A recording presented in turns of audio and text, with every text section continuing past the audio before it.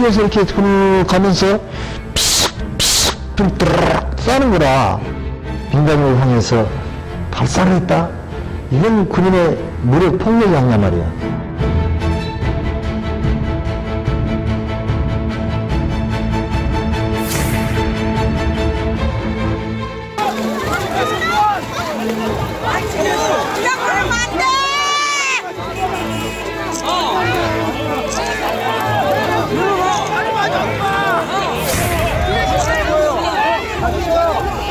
안녕하십니까? 발포 명령 부인합니까?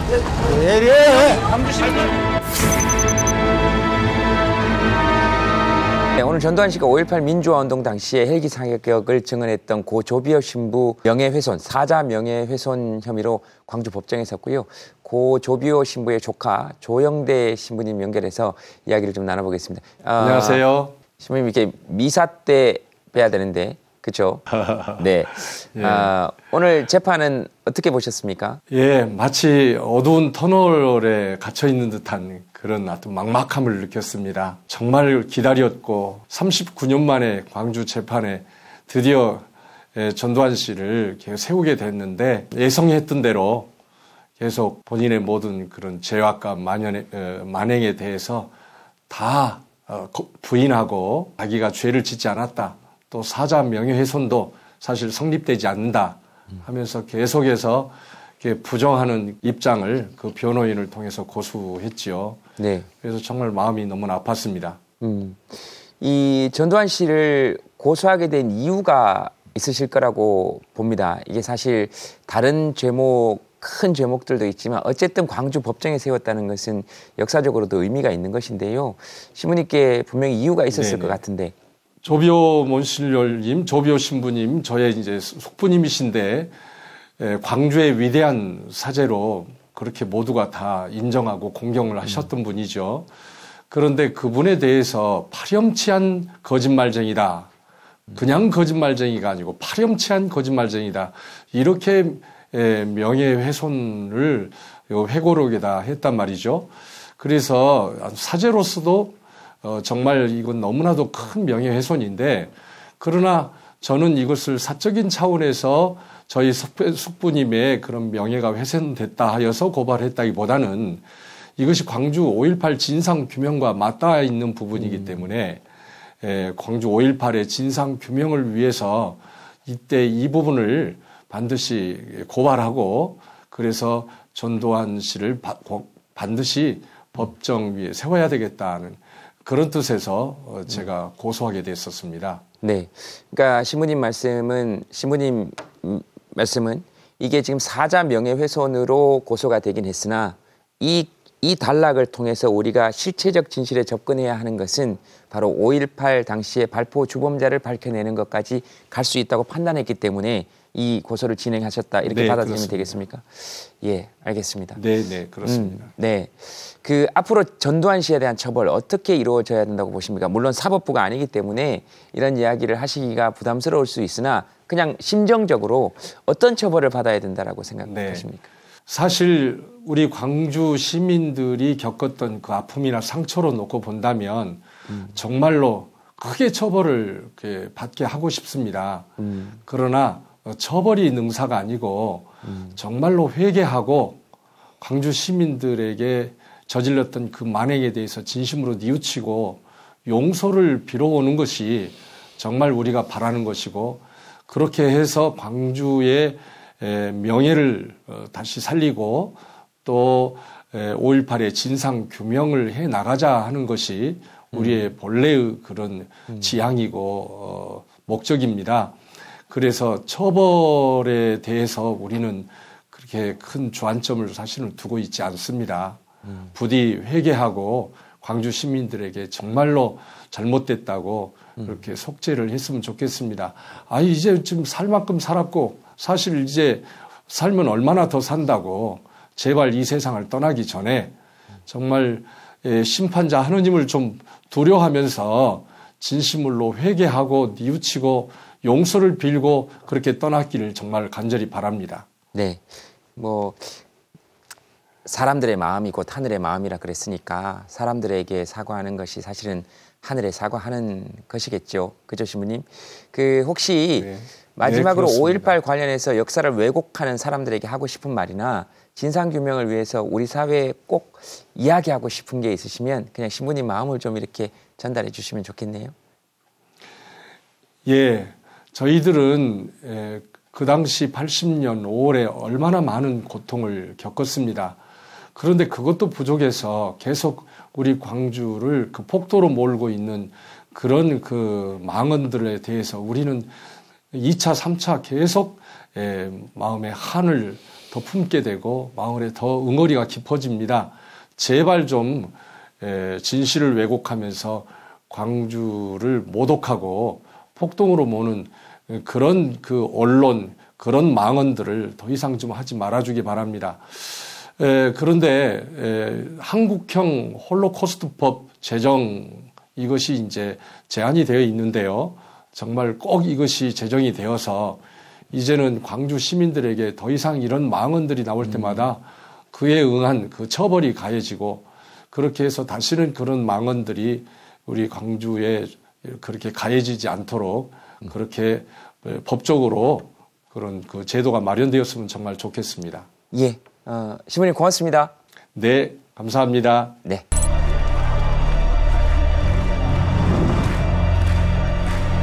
증인 실패에 실패했다는 빈죽은 사기도 했습니다. 박실 의원의 질문이 계속되고 있습니다.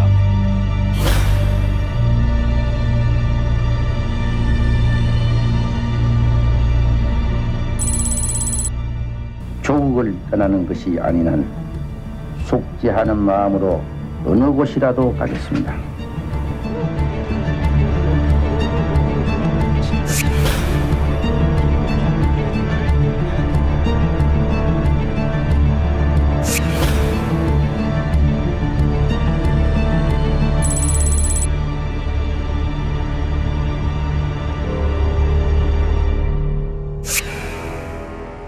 저는 검찰의 소환 요구 및 여타의 어떠한 조치에도 협조하지 않을 생각입니다.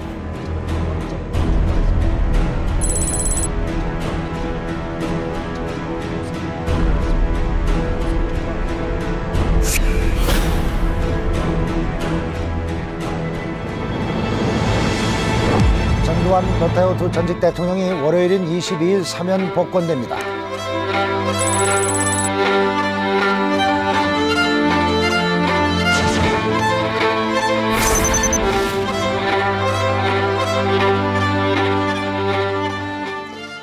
네, 사실은 광주만이 피해자가 아니죠. 대한민국 모두가 피해를 받았다고 해야 되는 것이죠. 고통받을 동안 가해자였던 전두환 씨는 제대로 된 처벌조차 받지 않았고 그동안 그가 어떻게 처벌을 피해왔는지 신용환 역사 전문 작가와 함께 또 이야기를 나눠보겠습니다. 어서 오십시오. 네, 안녕하세요. 예. 전두환 씨 법정 출석을 그냥 어떻게 보셨는지 역사학자 입장에서 네. 보신다면 또 개인적으로 보신다면 한편 이중적인 기분이 드는데 네. 한편에서는 어찌됐건 다시 또 법정에 세웠다라고 하는 감사함과 안도 예. 하지만 또 한편에선 지금 벌써 어떻게 보면 크게 세 번째인데 갈수록 형량과 그 주제가 약해지는 걸 보면서 좀 비통한 마음 이런 것이 같이 좀 듭니다.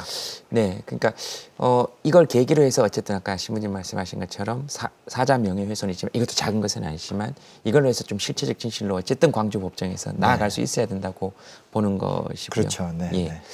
어떻게 이렇게 그러면 보통 우리 같으면 사실 내란 이러면 사실 빠져나오기가 힘들지 않습니까? 네, 네. 그렇죠? 네. 네, 뭐 내란 선동 이것은 예.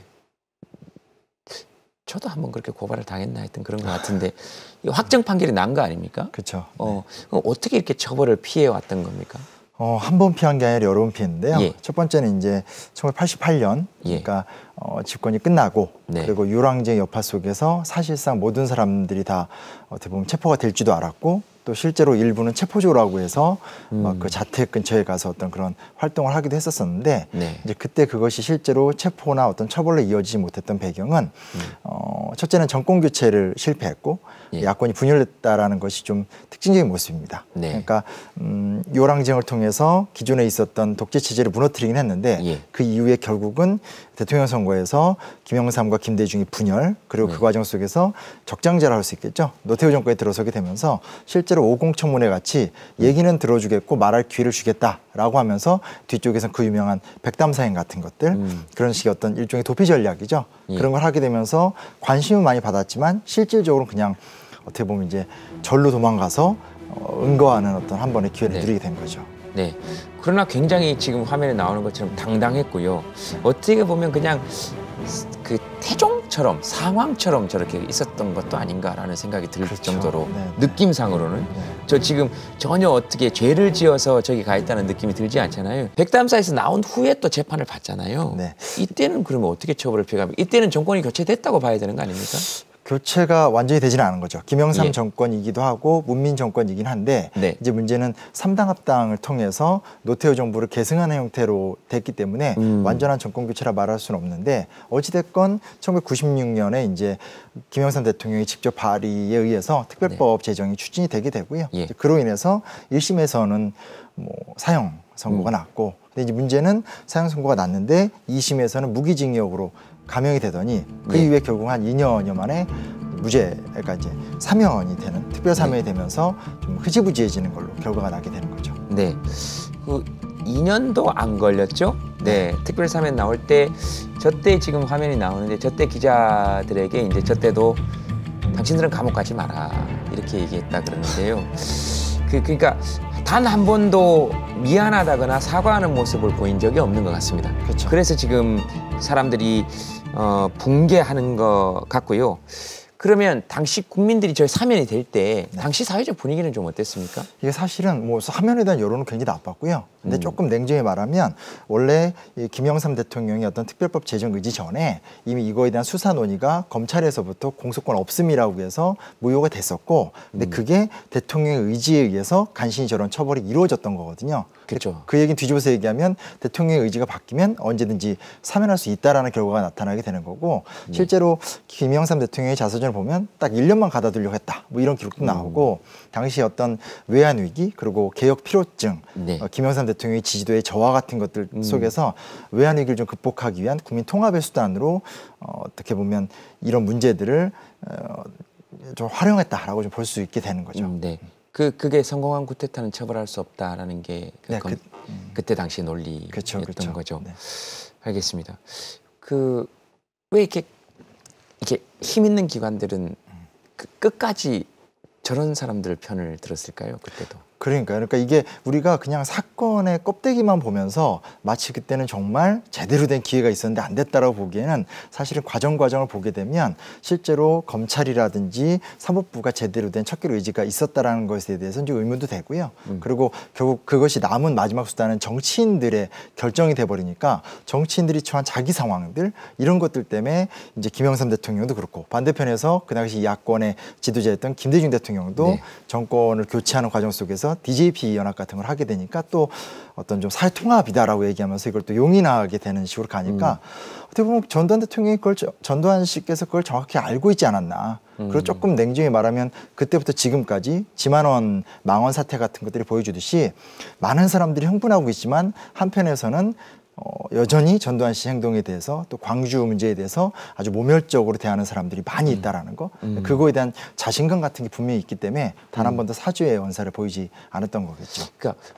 그러니까 그런 점에 있어서 사과를 하지 않는 것이고 그러면은 이번 재판의 의미 그러니까 앞으로 전두환 씨는 사과를 하면 어떤 사죄를 사람들에게 국민들에게 해야 되고 그리고 이번 재판의 의미는 또 어떤 거라고 생각하십니까? 사실은 어찌됐건 전체적으로 사건을 본다면 아까 신부님 말씀하신 것처럼 천인공노할 일이긴 한데 어찌됐건 이번 재판을 통해서 우리가 좀 확실하게 짚고 넘어갈 수 있는 건 5.18 헬기 사격 문제 같은 것들이 지적이 되기 때문에 사죄도 사죄지만 결국은 5.18 진상규명에 있어서 굉장히 좀 중요한 기초가 마련된다고 좀 볼 수 있겠고요. 그리고 어찌됐건 부족하더라도 또 세월이 흘러더라도 처벌을 피할 수 없다는 것 자체는 이제 입증이 되는 거니까 그 자체의 가치도 또 무시할 수는 없겠죠.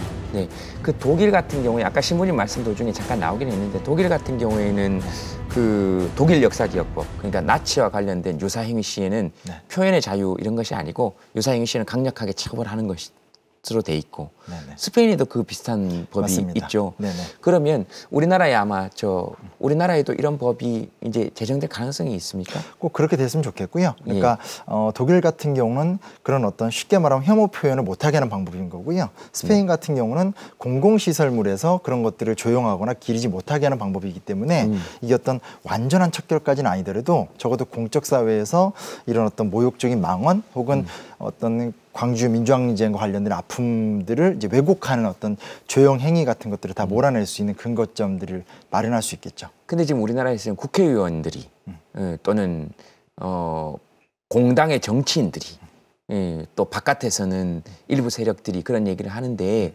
뭐 그들은 그게 옳다고 주장을 하고 있으나 네. 자기들의 정치적 이해관계에 따라서 근데 그걸 이제 얘기하면 표현의 자유를 침해하는 것이다. 네, 네. 정당한 이의 제기다 하는데 거기에 대해서는 어떻게 보십니까? 이런 외국의 법하고 빗대어 본다면? 그러니까 이번에 사실은 이 재판이 어떻게 나는가가 중요한 것이 네. 이제 과거 사실에 대한 정확한 규명 그리고 전두환 씨에 대한 유죄 판결 같은 것들이 이루어지게 되면 예. 사실 그 기초 위에서 유럽에서 진행됐었던 역사 기억법 같은 것들을 제정할 수 있는 정보가 마련되는 거고 그게 일단 만들어지게 되고 나면 공공장소에서의 표현 행위 및 그리고 어떤 그런 것들을 기리는 여러 가지 행사 자체가 불가능해지기 때문에 지금 우리가 겪는 아주 광범위한 스트레스 같은 것들은 좀 어느 정도 해소를 할 수 있겠죠. 꼭 그 단계까지 지금 가야만 되는 상황이고요. 그 왜 그런 얘기 있지 않습니까? 끝까지 과거의 잘못된 일을 밝혀봐야 되는 것은 미래에 또다시 그런 일을 저지를 사람들에게 용기를 주면 안 되기 때문이다. 네네. 되게 와닿았었는데요. 네네. 어떻게 청산해야 될까요? 그리고 청산해야만 되는 이유, 역사적으로 보면 이게 좌우의 논리로 볼 것이 아니고 지역의 문제로 볼 것이 아니고 왜 꼭 청산해야 되는지 그 부분에 대해서 좀 이야기를 해주신다면 어떤 이야기를?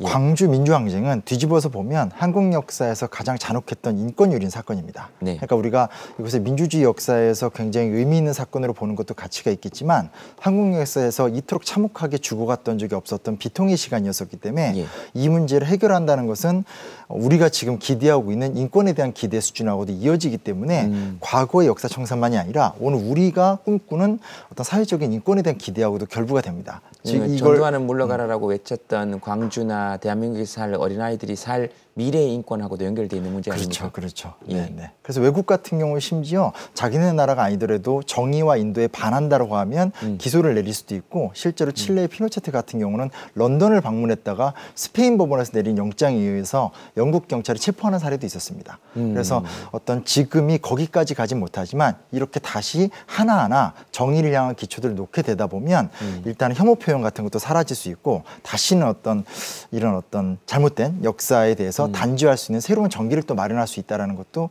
좀 기대를 해주셨으면 좋겠습니다. 인간에 대한 범죄로 바라봐야 되는 거군요. 네, 네. 그렇죠? 네. 신청곡 좀 받겠습니다.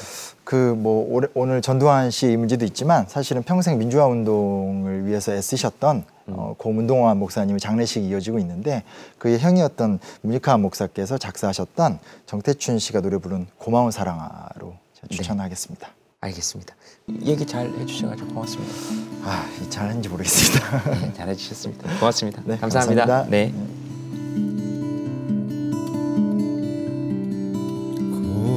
고마운 사랑아 샘솟아 올라라